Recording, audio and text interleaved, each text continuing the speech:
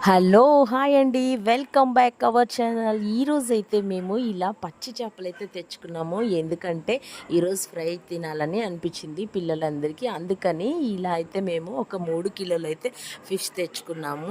అయితే ఈ చిన్న చేపలతోటైతే మా చిన్నోడైతే భలే పిసికి పిసికి ఆడుతున్నాడనమాట. మొత్తం అయితే 3 కిలోలు తెచ్చారు. ఆ చిన్న చేపలతో ఫ్రై అయితే చాలా టేస్ట్‌గా ఉంటదని చెప్పి మా అన్న కొడుకైతే చెప్తున్నాడు. ఎందుకంటే చాలా సార్లు తిన్నాడనమాట. నేను కూడా తిన్నాను. ఇది చూడండి ఇలా అయితే తయారు చేశారు. టేస్ట్ అయితే వేరే లెవెల్ అనమాట. సూపర్‌లో వచ్చింది టేస్ట్ అయితే. నిజంగా ఖచ్చితంగా మీరైతే ట్రై చేయండి.